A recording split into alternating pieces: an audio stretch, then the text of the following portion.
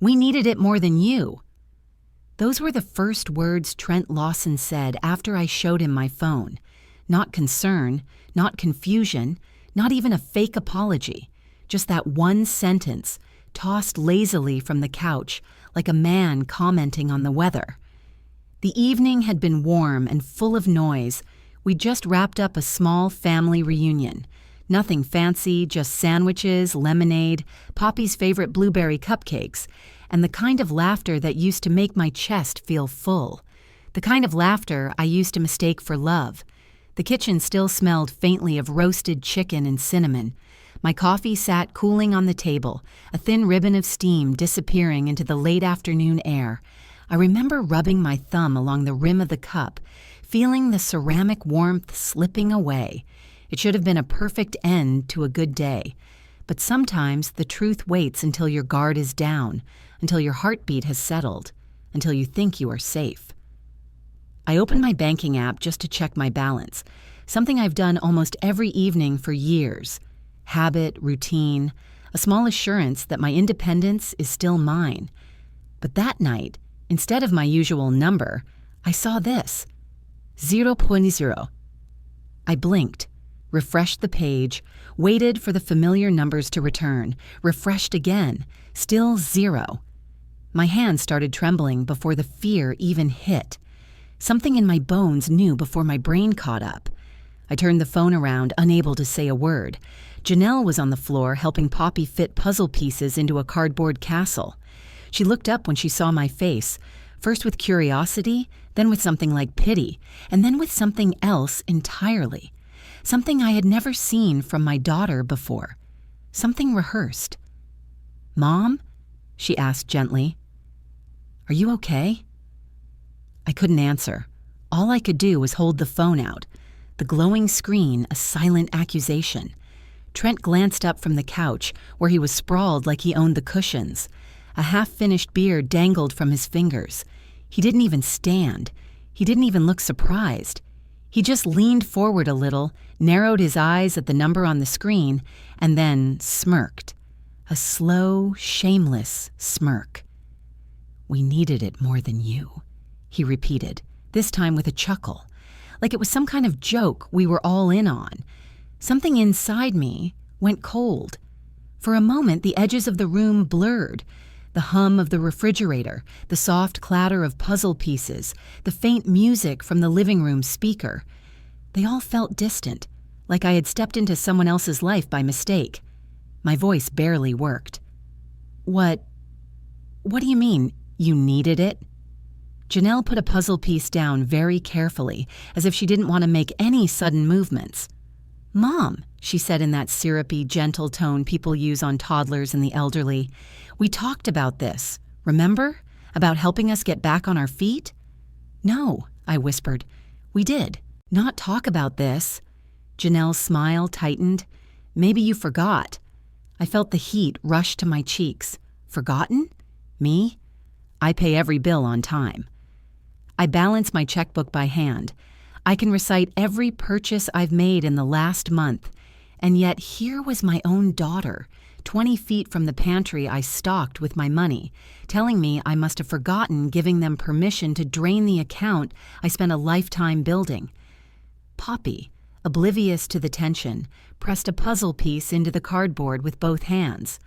"Mommy, look." "Not now, sweetheart," Janelle murmured without looking at her. Trent stood, finally, stretching, adjusting his belt as if we were interrupting his relaxation. "You weren't using it," he said. "It was just sitting there, and we're drowning. Rent doubled, daycare went up, my truck's transmission needs replacing." "My money," I said quietly, unable to raise my voice.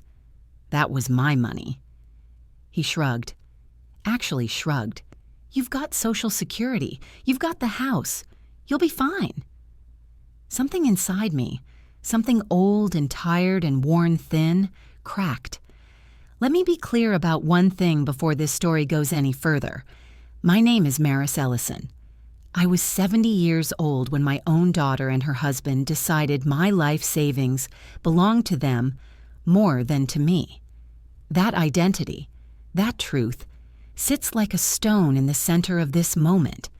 I had believed, foolishly, stubbornly, that love was enough to keep a family honest, that raising a child on your own, loving them fiercely, helping them through college, through hardship, through adulthood, would earn you some small measure of loyalty.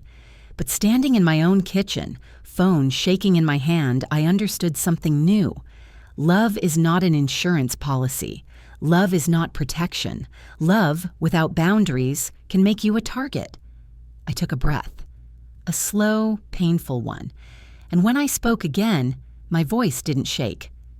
"Then," I said, holding the phone just a little higher, "you won't mind what happens next." For one single crystalline moment, all three of them froze. Janelle with her hand halfway to the puzzle box, Trent with his beer paused at his lips, even little Poppy watching us with wide eyes, sensing the shift though she didn't understand it. The air changed. The room tightened. They didn't know what I meant. Truthfully, neither did I. Not yet, but I knew one thing with absolute clarity. The woman they thought they could rob and gaslight into silence wasn't as breakable as they assumed. And before the night was over, they were going to learn that. Every last one of them. It's strange looking back now how clearly the pieces fit together, how every small favor and every just this once had been pointing me toward that moment in the kitchen. But at the time, none of it felt sinister. It felt like parenting. It felt like love. It felt like what you do when you're the only one your child can count on.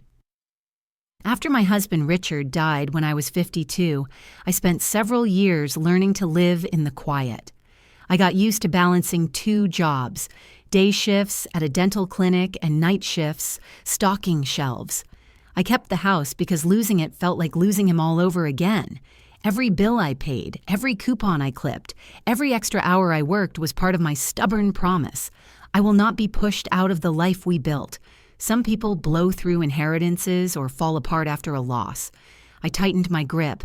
I made spreadsheets before most people even knew how to use them. I kept receipts in envelopes labeled by month. I made saving money a discipline, almost a religion. When I finally built a small nest egg, a modest savings account, nothing fancy, but enough to feel like safety, I guarded it the way mothers guard sleeping children. Not because I expected disaster, but because I understood how fast life can turn when you're not prepared. Janelle grew up watching that. She saw every penny stretched, every holiday dinner cooked from scratch, every late-night grocery run where I compared labels down to the ounce. She used to brag in high school that her mom could walk into a store with $20 and come out with enough to feed 3 people for a week. I didn't know whether to feel proud or embarrassed, so I settled on grateful. Grateful she noticed. Grateful she cared. She was a bright, determined girl. First in her class, scholarships, internships, the whole thing. And I helped wherever I could. Textbooks one semester, rent another, a suit for her first job interview, groceries when her roommate became unreliable. I didn't keep track. She was my daughter. Helping her didn't feel like sacrifice. It felt like breathing. When she met Trent, he arrived in our lives like a gust of warm wind. Charming, talkative, always full of ideas that sounded promising if you didn't examine them too closely. He had a way of making people feel like they were part of something bigger, until you realized you were mostly part of his plans, not your own. But Janelle looked at him with stars in her eyes, and when your child smiles like that, your heart softens in ways your mind tries to resist. Their early years were bumpy. Jobs came and went. Trent's consulting business never quite materialized into steady income. He always had an explanation: market downturns, bad timing, unreliable partners, and Janelle always repeated them to me like they were gospel. The first time they asked for money, it was couched in shame. "Mom," Janelle whispered on the phone, "we're behind on the mortgage. Just this once, could you?" And I did. Without thinking. I wired 3 months' worth before the sun set. She cried when she thanked me. I told her it was nothing. The second time came 6 months later. "Poppy can't miss school," Janelle said. "The transmission died. Trent's looking for a mechanic, but I paid for the repair. I even packed sandwiches for them so they wouldn't have to buy food while the car was in the shop." The third time was around Christmas. Their electric bill was overdue, and Janelle was embarrassed. She didn't ask directly. She only said, "It's been a rough month. I wish things were easier." I left an envelope on her kitchen counter with enough cash to cover it. She hugged me so tightly that day I thought I'd never forget it. I didn't see a pattern. Not then. Not while it was forming right in front of me. When you're a mother, you don't add these things up. You tell yourself you're just helping. You tell yourself they're going through a rough patch. You tell yourself love doesn't need repayment schedules. But slowly, something shifted. Trent stopped thanking me first. Janelle did every time, but his gratitude vanished like steam on a window. He started making offhand comments about how you've got money, Maris, and you're sitting on a house you barely use. He joked once that I should unlock the family vault when they needed help with daycare costs. He laughed like it was funny. I didn't. Then came the small stings. Little things that didn't feel serious on their own. Trent rolling his eyes when I asked a simple question about his job. Janelle offering to help me learn modern banking apps even though I already use them daily. A gentle suggestion that maybe I didn't need to manage my own accounts anymore, since online banking gets confusing with age. Age. That word, tossed out like a casual observation, hit me harder than I let on. They spoke about money differently, too.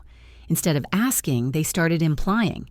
Instead of thanking me, they treated my help like an expectation. Instead of seeing my financial discipline as strength, they framed it as stubbornness. The biggest shift came quietly, almost invisible unless you were paying attention. They began talking about my savings as though it were ours, a communal resource, a shared future, something they felt entitled to. One afternoon, Trent stood in my kitchen, sipping iced tea, staring at the lemon tree through the window. "It's crazy," he said, "how older folks keep money in savings accounts doing nothing. If you were smart, you'd let us invest some of it. Really make it work." I remember wiping the counter slowly, deliberately. "It is working," I said. "It's keeping me independent." He laughed. Not kindly. Looking back now, I can see how each request, each guilt-laced conversation, each little assumption eroded something in me. Something I didn't know could be eroded. I wasn't just helping them. I was teaching them, unintentionally, that my boundaries could be softened, that my savings were elastic, that I would bend before I broke. By the time the kitchen scene happened, the empty account, the smirk, the casual, entitlement. I wasn't shocked because it came out of nowhere. I was shocked because it had been coming for years and I hadn't seen it. But now that I did, I wasn't going to look away again. The officers arrived so suddenly that for a moment I thought the noise was part of some nightmare I hadn't woken from yet. A sharp, solid bang shook the back door, not a knock, a command. Before I could stand, the door swung open and 2 city officers stepped inside, the late afternoon light catching their badges. "Mrs. Maris Ellison?" the woman asked. She was tall, calm-eyed, her hair pulled back in a neat bun. Sergeant Coley Ramirez. The younger man beside her, Officer Min Nguyen, held a small tablet and gave me a polite nod before scanning the room. His eyes lingered on Trent, who was already shifting on the couch like a kid caught with a hand in the candy jar. "Yes, I'm Maris," I said, trying to steady my voice. "Is something wrong?" Ramirez stepped forward with the kind of gentle authority nurses use before giving bad news. "Ma'am, your bank flagged repeated large transfers from your savings account. Because you're over 65, any unusual activity is automatically screened for potential elder financial exploitation. We're required by law to check on your safety." For a moment, the room froze. Even the ticking clock on the wall seemed to pause. Janelle stood beside the counter, gripping Poppy's little puzzle piece so tightly her knuckles whitened. Trent straightened, beer still in hand, jaw set, like he'd been expecting this storm but hoped it might blow past the house before touching him. I'm sure this is a misunderstanding, Janelle said quickly, stepping forward. Mom gets confused with the banking apps. She probably clicked something wrong. Janelle. My voice was sharper than I intended. I didn't click anything wrong. Officer Nguyen turned to me. Ma'am, may we ask who has access to your banking information? Your devices? Passwords? Anyone who helps you manage your accounts? The question sucked the air out of the room. I manage them myself, I said. Always have. Trent let out a low, mocking laugh. Oh, come on, Maris. Everybody knows you hand your passwords out like candy. You're always asking for help. My spine stiffened. No, I said slowly, clearly. I am not. Ramirez shifted her weight and turned toward Trent. Sir, do you have access to her accounts? He set his beer down with a hard thunk. Why would I? We're family, not criminals. Officer Nguyen didn't blink. That wasn't my question. The air thickened. The little sounds in the house, the refrigerator hum, Poppy's tiny sniffle, the faint whoosh of cars on the street, suddenly felt unbearably loud. Trent stood, shoulders squared, like confrontation was a language he spoke fluently. This is ridiculous. She's probably mixing up her login. Or, and no offense, maybe she's forgetting things. It happens. That word again. Forgetting. Weakness. Age. They'd been slipping it into conversations for months, maybe longer, planting it like a seed each time I questioned something that didn't sit right. Sergeant Ramirez looked at me, not with pity, but with a kind of steady patience that told me she saw this more often than anyone should. Mrs. Ellison, do you feel confused about your finances? No, I said. I don't. Do you feel pressured to give money to anyone in this household? My heartbeat pulsed in my ears. Janelle's hand trembled. Trent's jaw tightened. I feel, I said quietly, that my account was emptied without my knowledge. The statement hung in the air like smoke. Poppy reached out and tugged at Janelle's sleeve. Mama. Hush, Janelle whispered, eyes shiny, but she still wouldn't meet mine. Officer Nguyen tapped something into his tablet. Ma'am, based on the bank's reports, these transfers weren't accidental. Someone repeatedly logged into your account using a device that isn't registered to you. Trent's head snapped up. What device? He demanded, but he asked it too fast, too urgently. A guilty man looking for the size of the evidence. Ramirez continued, her tone unchanged. We've also been informed that text alerts for these transactions were rerouted to a different number recently, and one large transfer was authorized with a form on file. A form? I frowned. I never signed any form. Janelle's face drained of color. Trent stepped backward like someone had tugged a rope tied around his chest. Officer Nguyen's voice stayed even. Ma'am, at this stage, we're not accusing anyone, but we do need to document who lives here, who visits regularly, and who might have access to your personal information. I don't live here, Trent said immediately, raising his hands. We're just visiting, helping out, family stuff. Ramirez glanced at the half-finished beer on the coffee table. How often do you visit? Every day, Poppy piped up innocently. Daddy says we have to check on Grandma. Trent glared at her, but the damage was done. The room felt like a stage, and suddenly every actor forgot their lines but me. I realized, with a kind of cold clarity, that I had been living in a house full of whispers, conversations about me but not with me, decisions made around me, not for me, and assumptions about what I could and couldn't manage. And now officers were standing in my kitchen because somewhere deep in the bones of this system, someone recognized that women my age go silent too easily. Sergeant Ramirez stepped closer, lowering her voice. Mrs. Ellison, do you feel safe? It was a simple question, a devastating one. My eyes drifted to Janelle first, my daughter, my beautiful girl, the one I had raised with careful hands, an endless patience. Her eyes darted away from mine, full of guilt and fear and denial all knotted together. Then I looked at Trent, and for the first time, I saw not a struggling man, not a son-in-law with big ideas, not a person who'd fallen on hard luck. I saw someone who felt entitled to my life, entitled to my money, entitled to my future, and I said the only true thing I could. "I feel safe enough," I told her quietly, "to say I want to know exactly what happened to my money." Ramirez nodded, understanding the meaning between the words. They asked a few more questions, took notes, then told me they'd follow up within 24 hours. As they turned to leave, Officer Nguyen stopped in the doorway and said gently, "Mrs. Ellison, don't sign anything for anyone until we speak again." When the door shut behind them, the silence in the kitchen was suffocating. Trent stared at me with a cold, tight smile. "You really want to play this game, Maris?" But for the first time in years, I didn't look away, because something inside me was waking up. Not fear, not confusion, not helplessness. Awareness. The kind of awareness that tells you the storm has already hit, and now it's time to decide if you're going to stand in the rain or pick up a hammer and rebuild your own roof.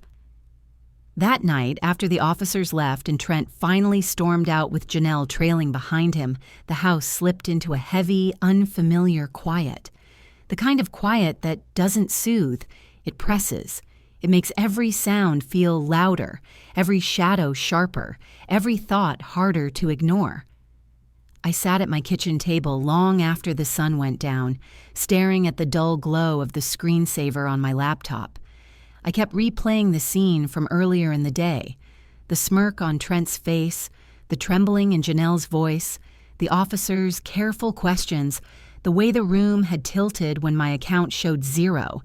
I wasn't confused, I wasn't fragile, I wasn't slipping, but I was deeply, profoundly shaken.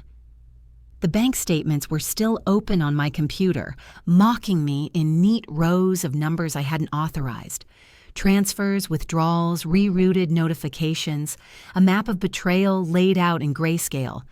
I forced myself to breathe slowly, the way I used to teach anxious patients to do back when I worked at the dental clinic.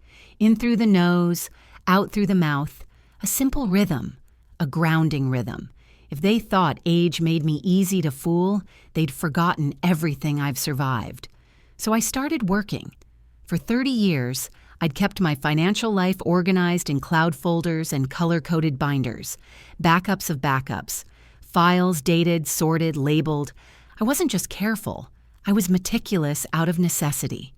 Widowhood teaches you that no one is coming to fix things you ignore. I pulled down the dusty blue binder from the highest shelf and opened the cloud backup on my laptop. Slowly, page by page, tab. By tab, I began checking everything. Deposits from my pension, monthly statements, tax records, insurance payments. My hands shook at first, but the more I dug, the calmer I became. I knew this terrain. Numbers made sense where emotions didn't. It didn't take long to see the gaps. Transfers I didn't recognize. Alerts I never received. A form approving access changes that I knew, without question, I had never signed. The signature didn't even look like mine. Too stiff, too deliberate. A stranger's version of my handwriting. I closed my eyes, pressing my fingers to my temples. The room felt like it was tilting again, but not from shock this time. From anger. From betrayal settling deeper into my bones. I needed help. Real help.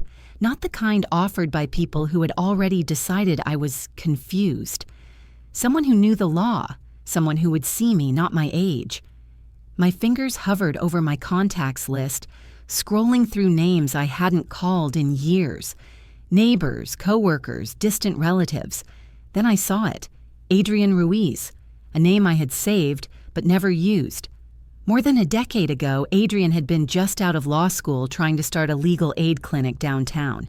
He'd had more passion than funding, and no one in the neighborhood took him seriously, except me. I organized a fundraiser at the community center, baked pies, hung flyers, called everyone I knew. We raised enough to launch his first year. He hugged me afterward, eyes wet, and said, "If you ever need me, ever call. I mean it." I never thought I'd need him like this. Before I could talk myself out of it, I pressed his name. He answered on the second ring. Maurice? He sounded surprised but warm. It's been years. Are you okay? The question cracked something inside me. For a moment, I couldn't speak. The silence was answer enough. Maurice, he said again, voice tightening. Tell me what's wrong.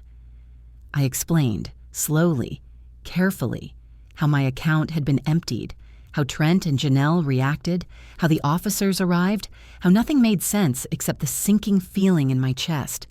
When I finished, there was no awkward pause, no shock, no apology, just quiet assessment. First, Adrian said, steady as steel, do not confront them. Do not accuse anyone directly, and do not sign anything, no matter what they say or how urgent they make it sound. I swallowed. I haven't. Good. Second, don't call the bank again tonight. Everything they do from now on needs to be documented properly. Third, I heard papers shuffling on his end. I'll be there within the hour. I don't want to trouble you.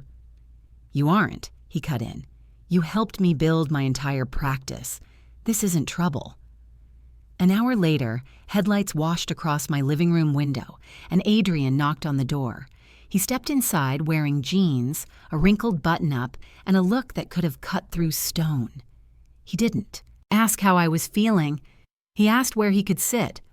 For the next 2 hours, we went through everything I had gathered. Statements, screenshots, the suspicious form.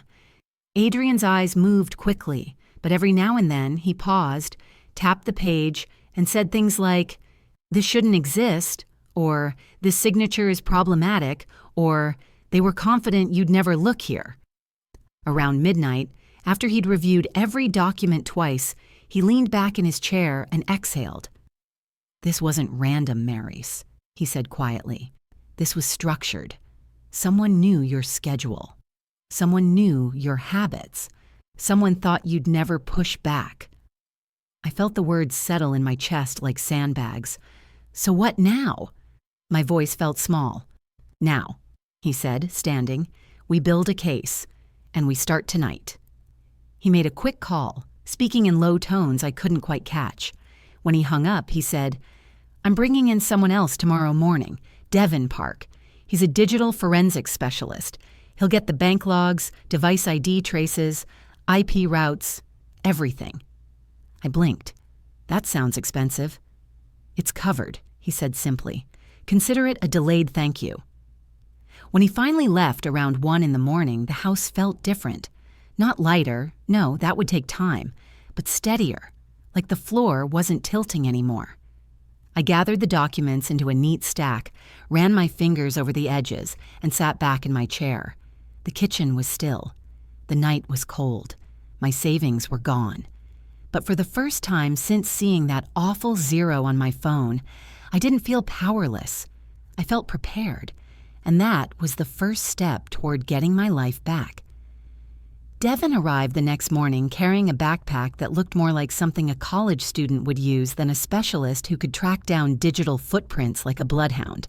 He was younger than I expected, maybe late 30s, quiet, unassuming, with a calmness in his eyes that made him hard to read. He greeted me with a polite nod and a gentle, "Mrs. Ellison, may I sit at the table?" As though he already understood this kitchen was the heart of everything. Within minutes, he had my laptop open, an external device plugged in, and a second monitor set up from his backpack. His fingers moved fast, but his voice stayed soft as he explained what he was doing. "We're pulling extended login logs. Most banks only show you a few weeks' worth, but their servers keep more. We'll request deeper access." He tapped, scrolled, plugged in another tool. "We'll also pull the device IDs, every computer, tablet, or phone used to access your account." Adrian watched over his shoulder while I sat across from them, hands wrapped around a mug of lukewarm tea. It didn't take long. "There," Devin murmured. "See this? Multiple logins from an IP address that isn't yours." Adrian leaned in. "Whose is it?" Devin typed, cross-referenced, then looked up slowly. "It's registered to the Lawson residence." My breath caught. He clicked onward. These logins happened on Tuesdays and Thursdays, around 10 to noon. I volunteer at the pantry on those days, I whispered. Adrian's jaw tightened, but he didn't interrupt. More screens opened, more logs, more evidence. Devin found transaction alerts rerouted to a different number, a number I didn't recognize. He found account permissions changed at times I was nowhere near my phone. And then he found it. The authorization form the bank had on file. He enlarged my supposed signature. Even from across the table, I could see it was wrong. Too sharp. Too deliberate. The loops weren't mine. The slant was unnatural. "It's a forgery," Devin murmured. "I can't confirm it legally yet, but from a preliminary view, this was traced or copied." Adrian took a photo of the screen. "We'll need a certified document examiner. I know exactly who." I stared at the signature. Forged, notarized, processed by the bank.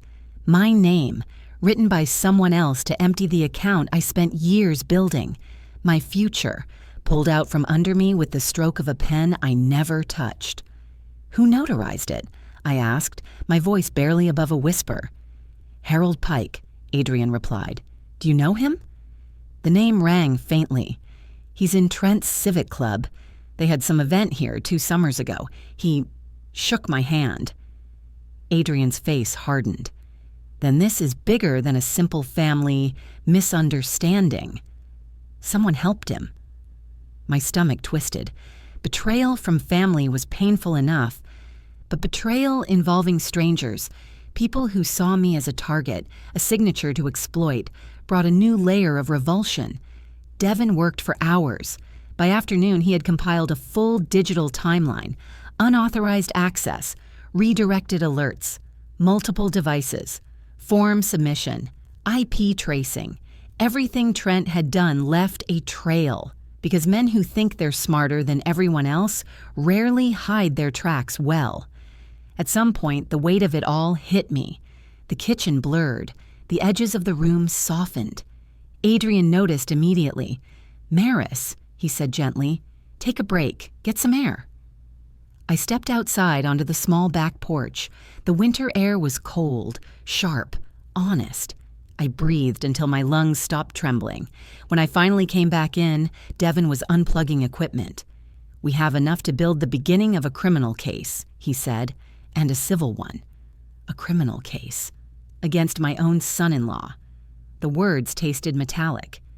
Before I could process it fully, Adrian's phone buzzed. He glanced at the screen, then frowned. "It's your bank," he said. "They received multiple attempts to log in again, likely trying to cover their tracks." I felt sick, but fear had changed its shape. It wasn't the fear of being powerless. It was the fear of how far Trent would go, now that he realized the ground under him was shifting. That fear proved right the next evening. Just after sunset, bright headlights cut across the driveway. An engine revved, loud and aggressive, like an animal pacing. Then came the pounding, fist hammering wood hard enough to rattle the frame. "Open the door, Maris!" My heart lurched. Trent's voice, slurred with anger, thick with panic, filled the doorway. "You think you can go around accusing me of crap? You think you can call the cops on your own family?" He kicked the bottom of the door so hard the hinges groaned. "Open the door!" I stepped back from the entry, pulse pounding. Adrian's voice echoed in my head. "Do not open the door. Not under any circumstances." I grabbed the phone and dialed. 911, what is your emergency?" "My son-in-law," I whispered. "He's outside. He's angry. He's yelling. I'm afraid." Even saying the words felt unreal, like I had slipped into someone else's life, but the operator stayed calm. "Stay inside. Officers are already in your area. Keep talking to me." Outside, Trent continued shouting. "You're destroying this family. You're throwing us under the bus over a little money. A little money." Little. He had taken nearly everything I owned. "Mom?" Janelle's voice chimed in suddenly from somewhere behind him. "Mom, please, stop making this into something big. Trent just wants to talk." Talk. The word had been twisted so many times it no longer resembled communication, just manipulation wrapped in polite syllables. Blue and red lights flashed across the windows. 2 patrol cars rolled up, brakes screeching. Trent cursed loudly as officers approached. One ordered him to step back. Another asked me through the closed door if I was safe. When he was told he needed to leave the property immediately, Trent yelled that I was ruining his life and that old people shouldn't have that kind of money anyway. It was all recorded on the officers' body cameras. After they made him leave, I filed an official statement. They took photos of the fresh tire marks gouged into my driveway. They documented the damage to the door. They logged his threats.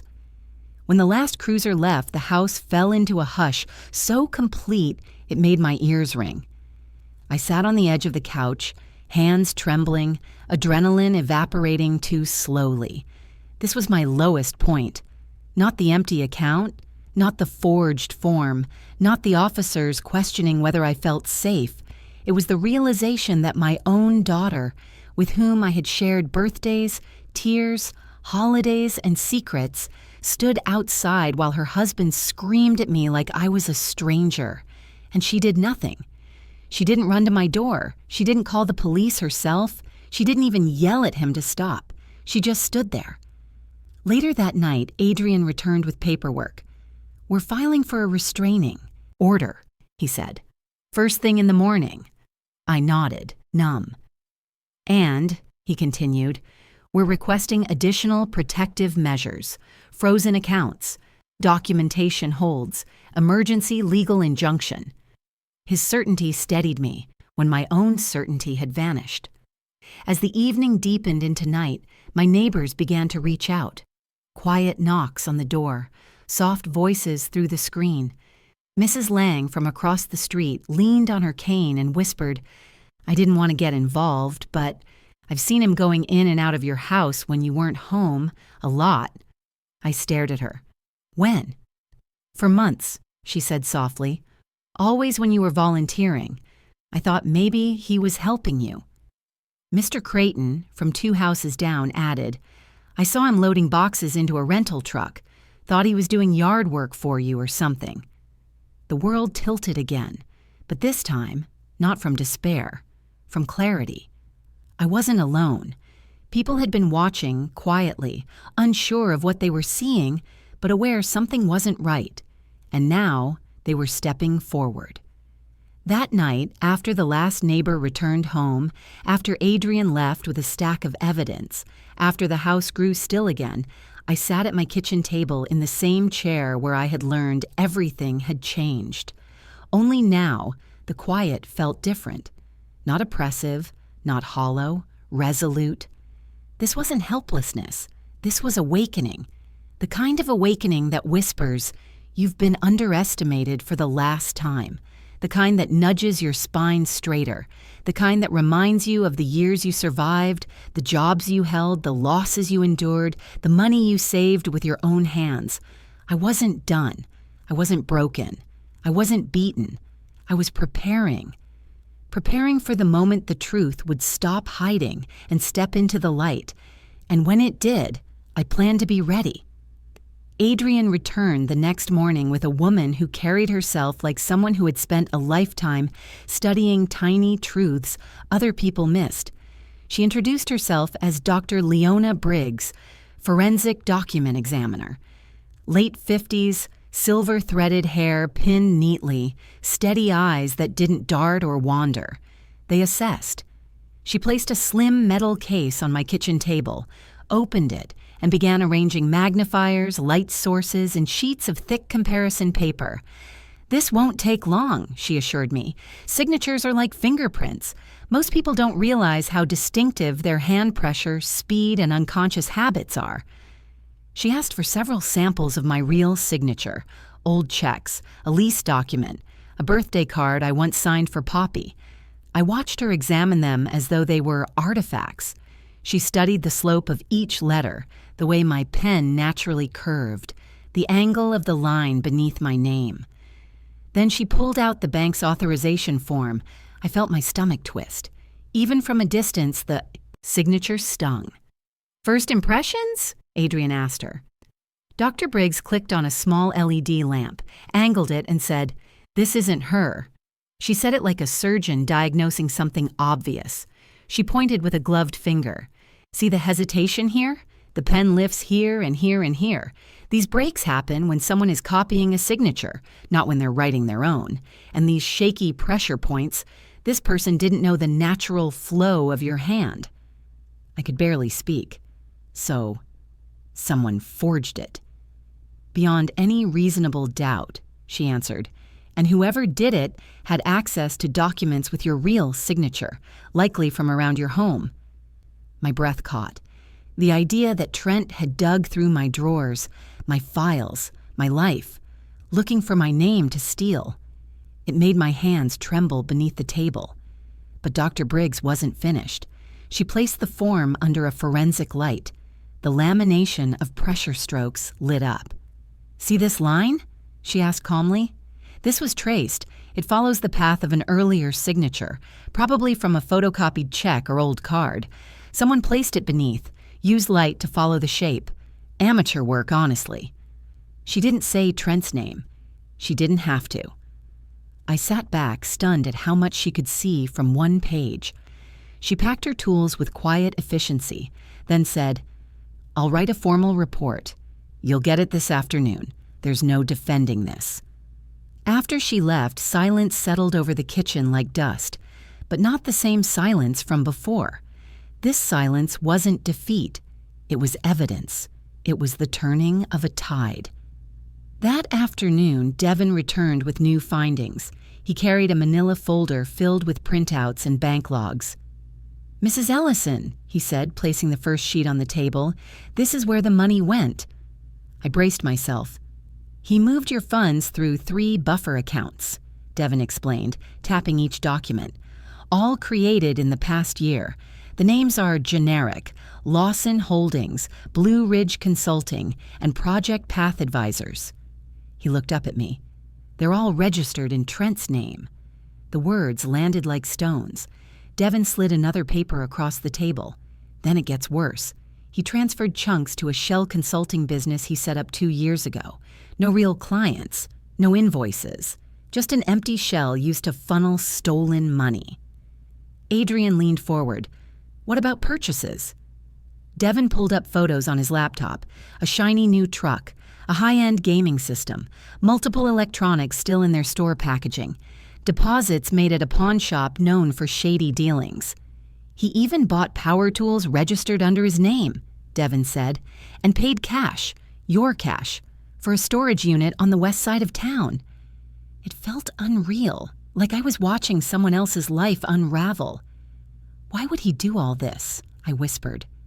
Adrian answered gently, "Because he assumed he'd get away with it. People like Trent don't think older women understand technology. They don't think you'll notice until it's too late. They think you're easy." I clenched the arm of my chair. Easy. That was how he saw me.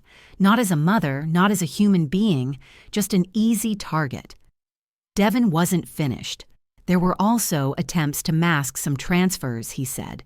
Not very skilled, but intentional.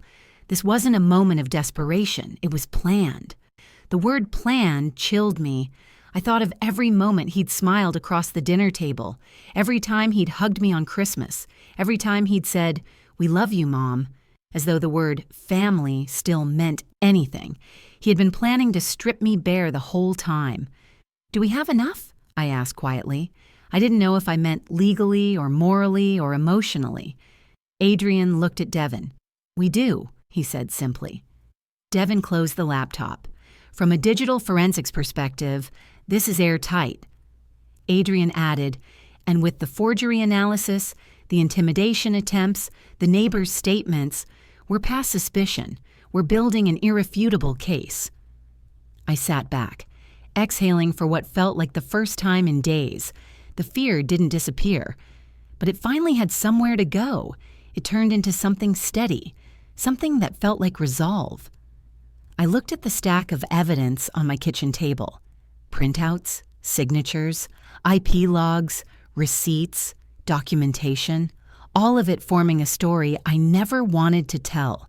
a story I never thought would be mine. But it was mine. And for the first time since that family reunion, I believed something I could finally say without trembling. I'm going to fight this. Adrian nodded. Good, because we're ready.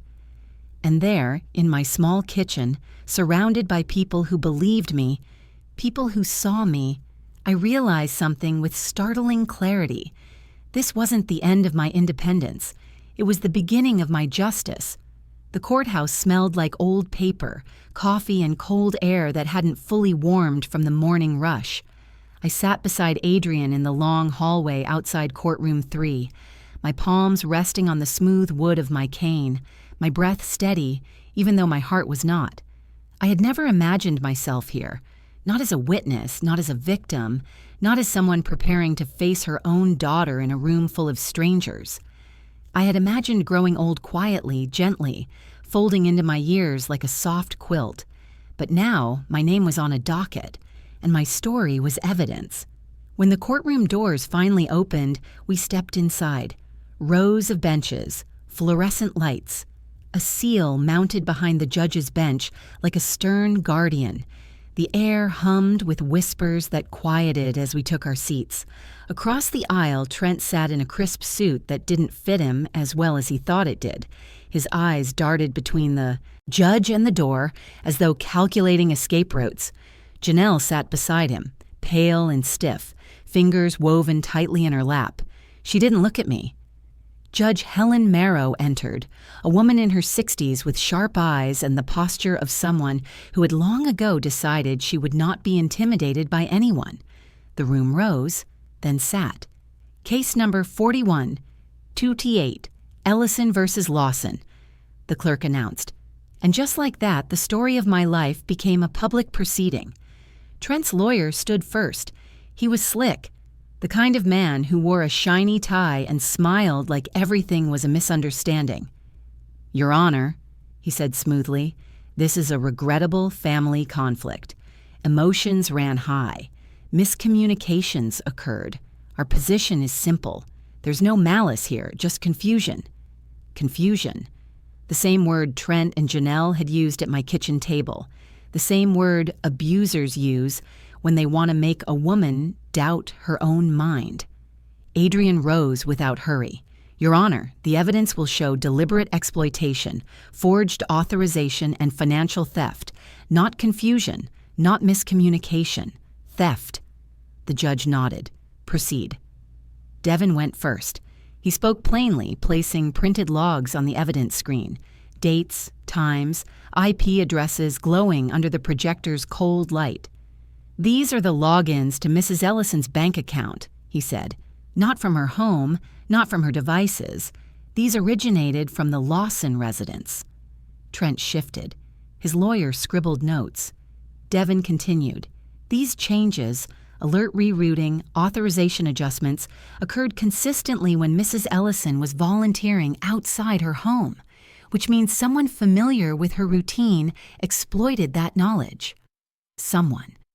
Everyone in the room knew who that someone was. Next, Dr. Briggs took the stand. She carried the same metal case, the same carefully controlled calm. She placed the bank authorization form under the courtroom document camera. The screen magnified every stroke, every wobble, every unnatural hesitation. This is not Mrs. Ellison's signature, she said. The forgery is clear. The writer lacked her natural speed, rhythm, and pressure distribution. There are multiple pen lifts inconsistent with her genuine writing. The signature was traced. She paused, letting the words land. And whoever forged it had access to documents in Mrs. Ellison's home. You could have heard a pin drop. Trent's jaw tightened. Janelle stared down at her hands. The judge's eyes narrowed, not in disbelief, but in recognition of patterns she had undoubtedly seen before. Then Adrian presented the next layer, photographs of purchased items bought with my money, screenshots of accounts in Trent's name, receipts from a pawn shop. But the final blow came when Adrian placed my phone on the evidence table. Your Honor, he said, Mrs. Ellison's phone automatically records brief audio snippets when triggered by loud noises. This was captured on the night the police responded to her residence. He pressed play. Trent's voice filled the courtroom, raw, angry, undeniable. "You're destroying this family. You think I'm going to let you take what I need? You don't even use that money." Then the part that made my stomach drop, even though I had already lived it. "She's old and done. She won't notice. I sign her name better than she does." A ripple of shock moved through the courtroom. Even Trent's own lawyer blinked, momentarily stunned. The judge held up a hand. The room fell silent again. "Mr. Lawson," she said, voice firm but controlled, "do you wish to explain this recording?" His lawyer leaned in to whisper urgently, but Trent snapped. "It was taken out of context. She overreacted. It's her fault. She makes everything impossible." Fault. He said the word as though I were the one who had forced him to steal. The judge raised an eyebrow. "I see." Then she turned to Janelle. "Mrs. Lawson, do you wish to testify?" For the first time since we entered the room, Janelle looked directly at me. Her eyes were red, her face tight with something between guilt and terror. She swallowed hard. "I knew something was wrong. I didn't want to see it. I didn't want to believe Trent would. I should have stopped it. I should have asked questions. I let it happen." Her voice cracked. "I'm sorry, Mama." The apology hurt more than the silence had, because only now, under the bright pressure of a courtroom and evidence she couldn't deny, did she allow herself to say what she should have said months ago. The judge nodded once, not kindly, not harshly, just decisively. She folded her hands and delivered her ruling. Given the evidence presented, the digital trail, the forensic analysis, the recording, and the testimony, it is the finding of this court that Mr. Lawson engaged in deliberate financial exploitation of a vulnerable adult. Trent's head jerked up. "I'm not—" "Silence," the judge snapped. She continued. "The court orders the immediate freezing of all related accounts, the return of all purchased goods, and full restitution to Mrs. Ellison. The existing protective order remains in effect. Furthermore, this case will be referred for criminal prosecution with a strong recommendation." The gavel struck. One sharp sound, the sound of a door closing behind a man who thought he would never be caught. As the room emptied, Janelle remained in her seat, shoulders shaking. Trent cursed under his breath as officers approached him. Adrian gathered our documents with practiced hands. I stood slowly, the weight of the moment settling in. Justice was not triumph. It was not victory. It was something quieter, heavier, necessary. As we walked out of the courtroom doors, the winter sun hit my face, bright and cold. For the first time in months, I felt something approaching steady, something like getting my life back. The weeks after the hearing felt like someone had opened every window in my life at once. Cold air at first, bracing and sharp, but then a lightness I hadn't felt in years. Every morning I woke up and the same thought came quietly, like a companion sitting at the edge of my bed. You survived this. You're still here. Restitution took form slowly. Frozen accounts thawed, items were returned, paperwork was corrected. But the real shift wasn't in money coming back. It was in control, returning to me. Adrian and a financial advisor walked me through a restructuring of my accounts. Solid passwords, two-factor authentication, backup power of attorney assigned to a professional recommended by the court, not a relative. For the first time in my life, my financial life wasn't based on trust alone. It was based on safeguards, boundaries, systems that respected my age instead of exploiting it.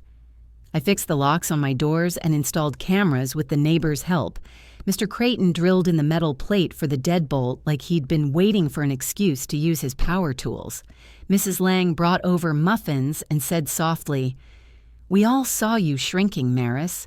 It's good to see you standing tall again." Standing tall. That phrase stayed with me. Months passed, and every one of them looked a little different from the one before. My routines grew calmer, richer. I returned to the community pantry, not as someone trying to prove she could still be useful, but simply because it filled me with purpose. I took morning walks, fed the stray tabby that visited my porch, joined a meditation group that met in the church basement on Wednesdays. I wasn't hiding anymore. I wasn't trembling every time the phone buzzed. I wasn't checking through blinds to see if Trent's truck was nearby. I was gardening again. The soil in my backyard felt like soft memory. I planted tomatoes and peppers the way I'd taught Janelle when she was little. I planted marigolds because my late husband loved the brightness they brought to even a tired-looking yard. And I planted sunflowers because, after the storm, their fierce, unapologetic reaching toward the light felt like something my heart needed nearby. In early summer, a reporter from the local paper called. She said the Elder Abuse Task Force had mentioned my case and asked if I'd be willing to share my story. I thought about it carefully. Not for revenge, not to put Trent's name in print, but to warn others.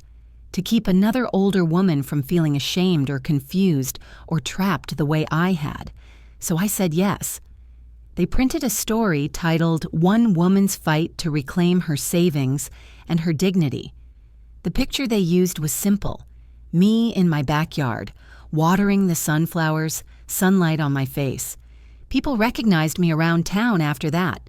At the grocery store, at the community pantry, at church. A few. Women pulled me aside to whisper things like, "My son keeps asking for my passwords." "My daughter says I shouldn't worry about bills anymore." "My nephew handles my banking. I think I should check things." It startled me just how many of us had doubts, fears, uneasy moments that we swallowed because we didn't want to seem dramatic or ungrateful or suspicious. Speaking up didn't make me feel exposed. It made me feel connected. And then there was Janelle. Her restitution payments started arriving regularly, small at first, then more steady as she picked up extra shifts. She emailed updates, short, respectful notes, nothing emotional, nothing entitled. Therapy was helping her, she said. She was confronting patterns she hadn't questioned before. She wasn't asking for forgiveness anymore, just trying to show she was trying. It took me months before I agreed to see her in person. We met at a park, neutral ground in view of other people. She came alone. No daughter, no excuses, no defenses. Her face looked older, not in a tired way, but in an honest way. She carried no makeup, no polished perfection, just a quiet humility I wasn't sure I'd ever seen from her. "Mom," she said softly, "I'm working on myself. I'm not asking you to trust me today. I just want to earn the chance to try." I nodded. Not fully healed, but not closed off either. That was enough for us. We started slow, short visits, boundaries clear as glass. She asked permission before stepping into any part of my life. She brought Poppy only when I invited them. She listened more than she spoke. Some days were painful. Some days were peaceful. Some days we said nothing of the past at all. Healing wasn't a straight line, but it was real. By autumn, the community center invited me to speak at a workshop titled "Protecting Your Money After 60." I stood in front of a room full of older women, some with walkers, some with notebooks, some holding onto their purses like anchors, and I told them everything, not the legal jargon, not the technical steps, but the truth. You're not ruining the family when you demand respect. You're not selfish when you ask to see your own documents. You're not paranoid when you trust your instincts. Heads nodded. Eyes filled. Hands squeezed my arms afterward, thanking me for saying words they'd been too afraid to whisper. One woman said, "I didn't know we were allowed to protect ourselves from our own children." I hugged her gently. "Yes," I said. "We are allowed. We always were." In the months that followed, my life didn't go back to what it was. It became something new, something sturdier, something that wasn't defined by guilt or obligation. And Janelle became a different kind of daughter. Not the one she used to be, maybe not the one I once wished for, but someone building honesty from the ground up, someone learning what respect looked like, someone, Poppy, could grow up watching with pride. Poppy and I planted sunflowers together one Saturday afternoon. Her small hands pressed seeds gently into the soil, her little voice asking, "Grandma, why do sunflowers follow the sun?" I rested my hand on her back, feeling the warmth of her life, the sweetness of her innocence. "Because they're smart," I told her. "They know where the light is, and they don't waste time looking anywhere else." She giggled and pressed another seed into place. As the sun dipped low, I sat beside her in the yard, the earth smelling clean and alive, the sky streaked with gold, and in that soft glow, I felt the truth settle inside me like a final, steady chapter. I am not a safety net. I am a woman with a life worth protecting. And the boundaries I build today are not walls. They are gates that let in only what is good, honest, and earned. When Poppy leaned against me, warm and trusting, I knew I hadn't lost my family. I had reclaimed myself. And that, after everything, was the greatest victory of all.